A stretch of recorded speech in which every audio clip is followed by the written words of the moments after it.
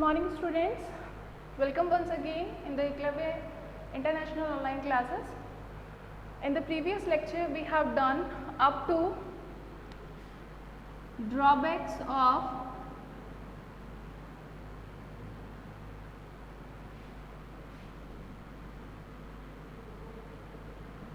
Dalton's atomic theory.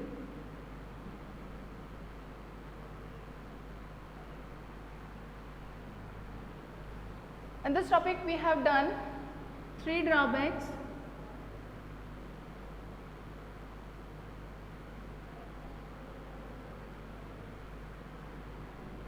According to first drawback we have done that according to Dalton, atom is the smallest particle of any matter, but by the further experiments it is confirmed that atom has subatomic particles, and due to the presence of subatomic particles we can't see it as a smallest particle of any matter. Second drawback was, according to Dalton, every atom of similar element has identical features, identical properties, just like same will be the atomic mass, same will be the atomic number, same will be the chemical properties.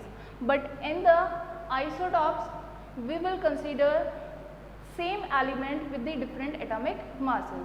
So we can say that it is a drawback second of the Dalton's atomic theory.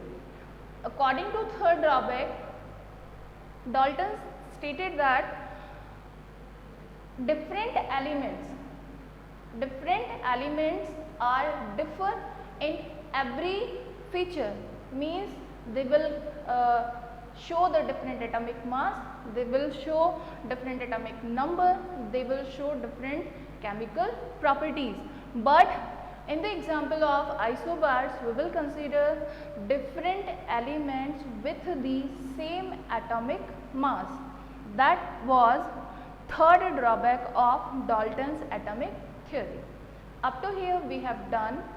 Now the next topic which we will consider today, that is element, atom, compounds and molecules according to the Daltons. So today's topic is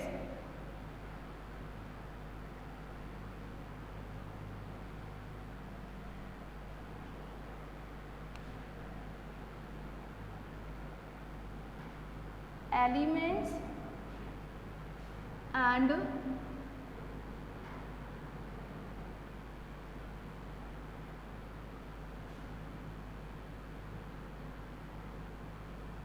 compounds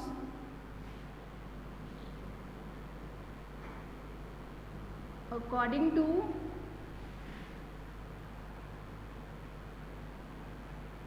Dalton's atomic theory. Right? What is element and what is compound according to Dalton's atomic theory? What is element? First we will take element. It is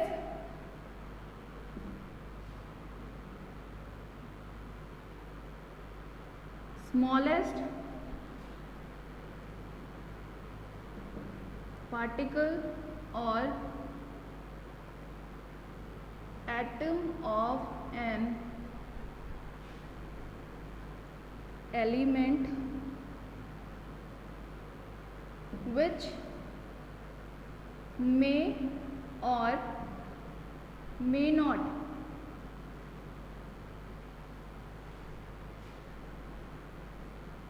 exist in atmosphere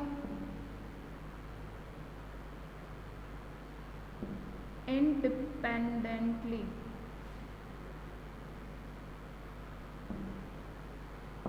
What is element? Element is the smallest particle or atom of an element which may or may not exist in atmosphere independently. Example, why we are saying may or may not. Some elements can exist in the atmosphere independently, but some are not. Reason? Due to the presence of complete octet, which we will consider in the next topic, valency and shell structures of elements. Then we will consider that what is the filled configuration and what is the unfilled configuration of an element. And we already have some introduction about the K-element shell in the chapter number 2nd and 3rd. Then we will already have KLMN shell, and in which we have done 2n square rule. According to this rule, we fill electrons in these. N is equals to 1, 2, 3, 4 shell number. K is the fourth shell, L is the second shell, and M is the third shell. अगर नहीं किया है, then we will take in the next topic. Examples देखिए. Examples of the element which are exist independently. Example is helium, neon. दोनों को consider करिए. Helium has 2 atomic number, neon has 10 atomic number.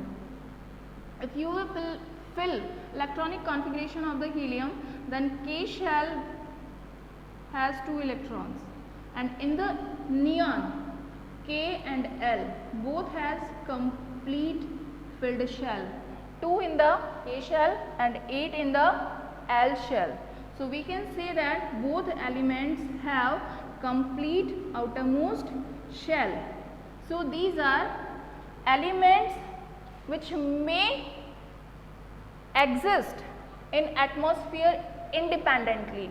इनको need नहीं है किसी भी another elements के साथ कंबाइन होने की, क्योंकि इनका पहले से ही आउटरमोस्ट शेल क्या है, कंप्लीट है. लेकिन कुछ एलिमेंट्स ऐसे भी होते हैं जो एग्जिस्ट नहीं कर पाते, मे नॉट इसीलिए लगाया गया है. रीज़न, उनका आउटरमोस्ट शेल क्या नहीं होता, कंप्लीट नहीं होता. Just example of the nitrogen, oxygen, fluorine, many more. Nitrogen has atomic number as a 7, oxygen has atomic number as a 8, fluorine has atomic number as a 9. Electronic configuration अगर इनका fill करेंगे तो nitrogen में होगा 2 5, इसका होगा 2 6, इसका होगा 2 7. देखिए outermost shell is not completed in all 3. किसी का भी आउटरमोस्ट शेल कंप्लीट नहीं है, because for the completion of second shell 8 electrons are needed, जबकि यहाँ पे 3 इलेक्ट्रॉन्स अभी भी बचे हुए हैं जो कि आउटरमोस्ट शेल को आने के बाद कंप्लीट करेंगे. ऐसे ही ऑक्सीजन में 2 इलेक्ट्रॉन्स की अभी भी नीड है जो कि ऐड होने के बाद इसको ऑक्टेट देंगे. ऐसे इसमें कितने इलेक्ट्रॉन्स की नीड है, 1 इलेक्ट्रॉन की नीड है जो इसको कंप्लीट फिल करेंगे. तो इस तरीके से आप क्या कह सकते हो कि एलिमेंट्स ऐसे स्मॉलेस्ट पार्टिकल या ऐसे स्मॉल एटम्स होते हैं किसी भी एलिमेंट के जो या तो इंडिपेंडेंटली एटमॉस्फेयर में एग्जिस्ट कर पाते हैं या फिर नहीं भी कर पाते. क्यों नहीं कर पाते, क्योंकि उनका आउटर मोस्ट शेल क्या नहीं होता, कंप्लीट नहीं होता. Now the next, compound. What is compound? According to the second law of Dalton's, which was proposed by the Antoine Lavoisier and supported by the Dalton's atomic theory, what is compound?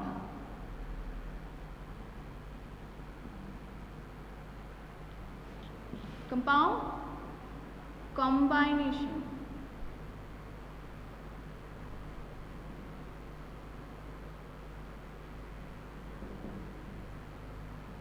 Two or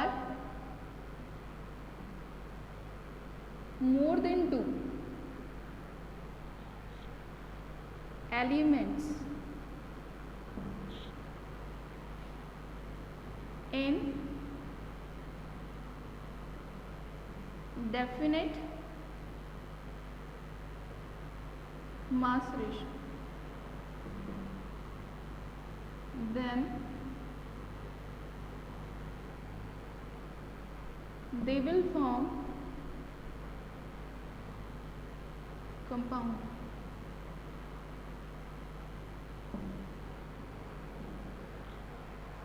to या more than two elements अगर एक definite mass ratio में combine होते हैं, combination show करते हैं, तो बनने वाला जो प्रोडक्ट होता है that is known as a compound. उसे क्या कहा जाता है? कंपाउंड कहा जाता है.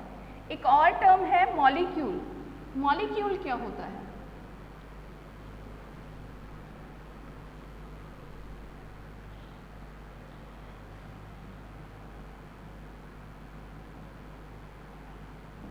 What is molecule? Molecule smallest particle होता है एलिमेंट का भी और कंपाउंड का भी, जो इनकी प्रॉपर्टीज़ को क्या करता है? एक्सप्लेन करता है या उन प्रॉपर्टीज़ को अपने अंदर शो करता है. मीन्स ये एबल होता है उस एलिमेंट की प्रॉपर्टी को शो करने के लिए जिससे वो बना है, या फिर उस कंपाउंड की प्रॉपर्टीज़ को भी शो करता है जिसको वो इंटीमेट कर रहा है या उसको वो रिप्रेजेंट कर रहा है. Just like we can say about the molecule, it is smallest unit of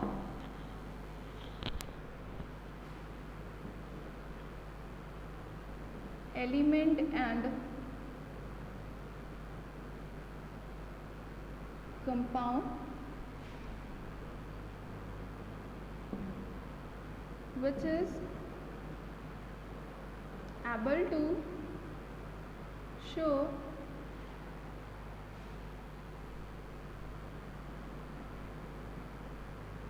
related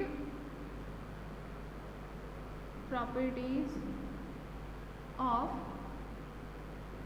that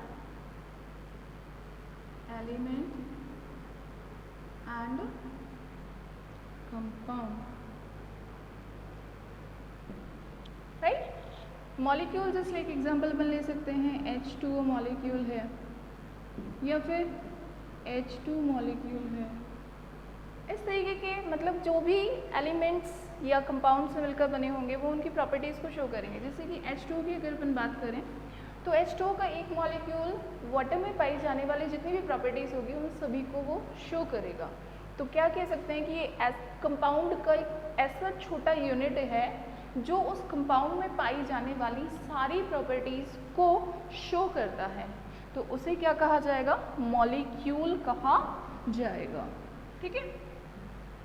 next है डाल्टन्स के अकॉर्डिंग एलिमेंट और कंपाउंड को किस तरह से आप कंसीडर करेंगे. तो अकॉर्डिंग टू डाल्टन एलिमेंट क्या होता है? एलिमेंट किसी भी एटम के ग्रुप को कहा जाएगा या एटम्स को कहा जाएगा जिसके अंदर उस एलिमेंट की प्रॉपर्टीज़ होंगी. जैसे कि हाइड्रोजन है, एक एलिमेंट है, तो उसका एक एटम अगर आपने ले लिया तो जितने भी हाइड्रोजन्स होते हैं उन सभी की प्रॉपर्टीज से सिमिलरिटी वो शो करेगा. Means if you are taking a smallest unit of an element जो कि एटम होगी, तो स्मॉलेस्ट यूनिट, क्योंकि डाल्टन ने स्मॉलेस्ट पार्टिकल किसको कहा है? एटम को कहा है. तो किसी भी एलिमेंट के एक एटम को अगर आप कंसिडर कर रहे हैं तो उसकी सभी प्रॉपर्टीज़ किससे सिमिलरिटी रखेगी? उस एलिमेंट की सभी प्रॉपर्टीज से सिमिलरिटी रखेगी. और कंपाउंड तो आप पहले से ही कंसिडर कर चुके हैं लॉ, सेकेंड लॉ के अकॉर्डिंग, लॉ कांस्टेंट प्रोपोर्शन के according. Means if two atoms of an elements is reacting together in a definite mass ratio, then formed product will be known as compound. ठीक है. देखिए, मान लीजिए कि अपने दो एलिमेंट ले रखे हैं जिनकी प्रॉपर्टीज़ बिल्कुल डिफर है एक दूसरे से. मान लीजिए ये एलिमेंट ए है और ये एलिमेंट बी है. ठीक है. एलिमेंट ए को अपन नॉर्मल सिंपल सर्कल से शो कर रहे हैं. ठीक है. और एलिमेंट बी को अपन डार्क सर्कल से शो कर रहे हैं, मीन्स इसको फिल कर दिया अपन ने।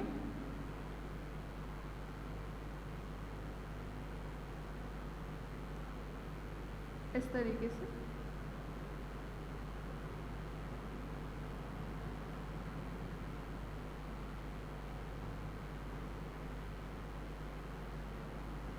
ये एलिमेंट आपका कौन सा है, बी एलिमेंट है। Now we are combining both elements A and B to form a compound. क्या करेंगे अपन, इन दोनों एलिमेंट्स को कंबाइन करेंगे ताकि अपन एक कंपाउंड का फॉर्मेशन कर सकें। तो कैसे होगा, एक डेफिनेट मास रेशियो होगा, उस मास रेशियो में ये दोनों क्या होंगे, कंबाइन हो जाएंगे। Just like if you are considering it as a oxygen, और इससे अपन कंसीडर कर रहे हैं हाइड्रोजन एलिमेंट, ठीक है। और कंपाउंड का फॉर्मेशन जो हो रहा है, एग्जांपल ले लीजिए, वाटर फॉर्म कर रहे हैं अपन। वाटर का फॉर्मेशन जब होता है तो हाइड्रोजन और ऑक्सीजन का मास रेशियो क्या होता है, 1:8 होता है। और नंबर्स का अगर रेशियो लिया जाए एलिमेंट नंबर का, तो रेशियो क्या होता है, एलिमेंट नंबर रेशियो होता है 2:1, क्योंकि H2O फॉर्मूला होता है वाटर का। तो कितने एलिमेंट है हाइड्रोजन के, 2 एलिमेंट्स, और ऑक्सीजन के कितना है, 1 एलिमेंट कंबाइन हो रहा है with the 2 elements of hydrogen. तो एलिमेंट के रेशियो के अकॉर्डिंग अगर आप इसका स्ट्रक्चर बनाएं कंपाउंड का, तो ये आपकी ऑक्सीजन हो गई, और इसके दोनों तरफ आपने क्या ऐड कर दिया, हाइड्रोजन को ऐड कर दिया है। ये ऑक्सीजन है ना, hydrogen, oxygen then hydrogen,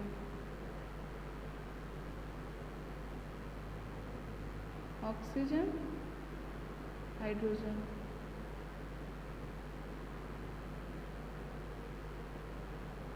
hydrogen.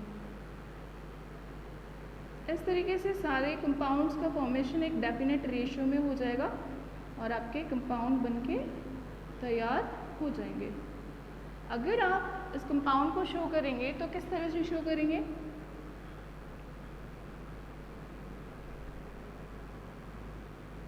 Is A to B। Compound का फॉर्मूला क्या हो जाएगा, A to B। Reason, A देखिए यहाँ पर आपने कितने ऐड करे हैं, 2 ऐड किए हैं, जबकि ऑक्सीजन जो कि आपने B कंसीडर किया है वो कितना है, सिर्फ 1 है। तो इसका रेशो, एलिमेंटल रेशो कितना हो गया, 2:1। तो यहाँ पे आपके फॉर्मूले में ही दिख रहा है A to B। इसका मतलब क्या है, A एलिमेंट आपने 2 एलिमेंट्स उसके लिए हैं और B वाले के लिए आपने सिंगल एलिमेंट लेकर उसका कंपाउंड का फॉर्मेशन करवाया है। तो ये आप according to Dalton's atomic theory इस तरीके से आप एलिमेंट और कंपाउंड को शो कर सकते हैं, ठीक है। देखिए, जब डिस्कवरी हो गई एलिमेंट्स की और जब फर्दर ऑन और एलिमेंट्स एटम्स डिफाइन होने लगे, डिस्कवर किए जाने लगे, तो प्रॉब्लम आई उनके सिंबल्स की।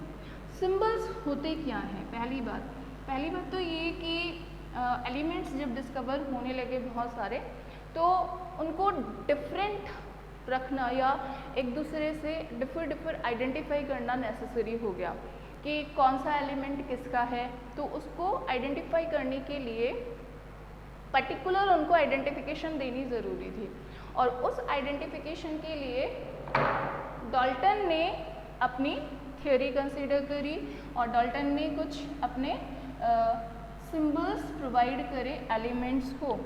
तो सबसे पहले आती है कि एलिमेंट्स जो दिए गए थे उनको किस तरीके से नेम्स दिए गए, किस तरीके से उनको सिंबलाइज किया गया। तो सबसे पहले आता है कि एलिमेंट नेमिंग का मेथड क्या रहा। एलिमेंट्स को नेम देने के लिए सबसे पहले जो नेमिंग का मेथड अपनाया गया वो था डिस्कवरी जहाँ पे हो रही थी उसके प्लेस के अकॉर्डिंग, यानी on the basis of place where element was discovered, जहाँ पे उसकी डिस्कवरी हुई, जहाँ पे उसको सबसे पहले देखा गया, उस प्लेस के नेम के बेस पे उसको नेम दिया जाने लगा। एग्जाम्पल, कॉपर, कॉपर का नेम आया उस प्लेस के बेस पे जहाँ पे उसको सबसे पहले देखा गया था। साइप्रस जगह पे से इसे आइडेंटिफाई किया गया था, माइंड किया गया था, खोद के निकाला गया था, तो उस प्लेस के बेस पे इसको क्या नाम दिया गया? कॉपर नाम दिया गया। सेकंड जो था वो था इसके कलर के बेस पे,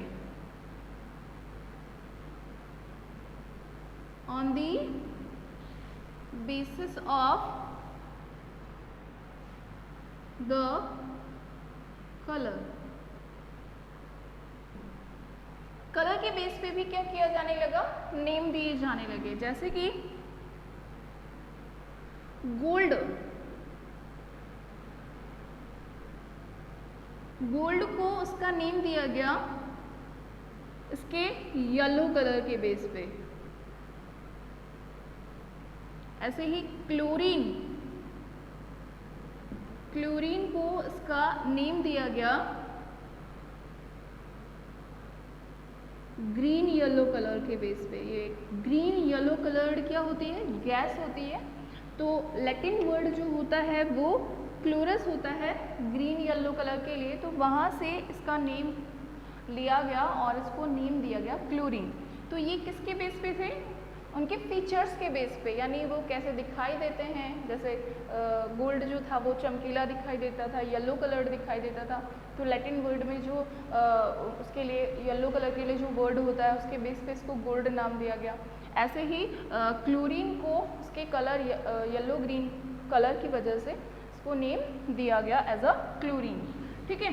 थर्ड जो था वो था naming according on the honour of peoples या फिर डिस्कवरर्स, यानी जिन्होंने इनका डिस्कवर किया, जिन्होंने इनको पहली बार देखा, या तो उनके बेस पे उनके नेम के बेस पे उनको नाम दे दिया गया, या फिर जो अपने पहले से साइंटिस्ट हुए थे और उनको ऑनर देना था, तो एज अ ऑनर उन एलिमेंट्स को उनके नाम से जाना जाने लगा। जैसे कि रदरफोर्डियम, मैंडलीवियम, आइंस्टीनियम, है ना, नोबियम। तो ये कुछ नेम्स हैं जो कि साइंटिस्ट के नेम्स के बेस पे दिए गए हैं। जैसे कि रदरफोर्डियम रदरफोर्ड के नाम पे दिया गया है, मैंडलीवियम मैंडलीव के नाम के बेस पे उसको नाम दिया गया है। तो ये as a honour of the scientist कुछ एलिमेंट्स को उनके नेम से जाना जाने लगा, लेकिन ये फिक्स नहीं थे। बेसिकली इनको एक तरीके से अपन ऑथराइज्ड नहीं मान सकते। तो बाद में ये इशू आया कि किस तरह से एलिमेंट्स को ऑथराइज किया जाए, उसके लिए एक पर्टिकुलर नेम होना चाहिए, उसके लिए एक पर्टिकुलर सिंबल होना चाहिए। तो उस सिंबल्स को देने के लिए सबसे पहले आए डाल्टन।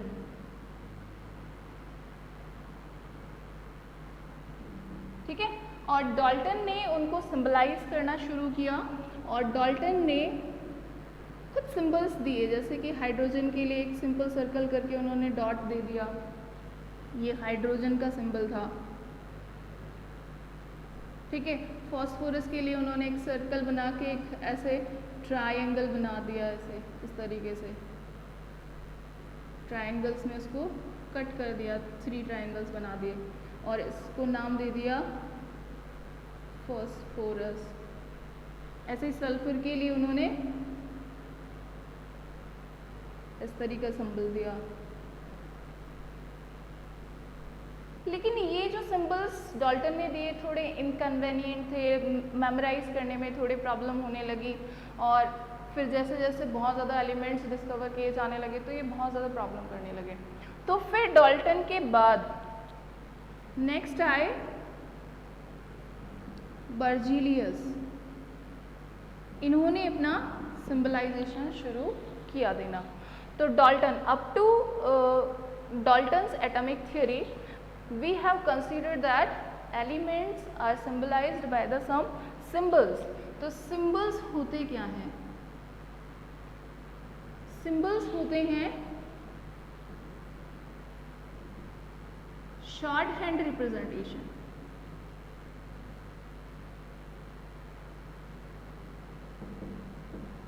of any element.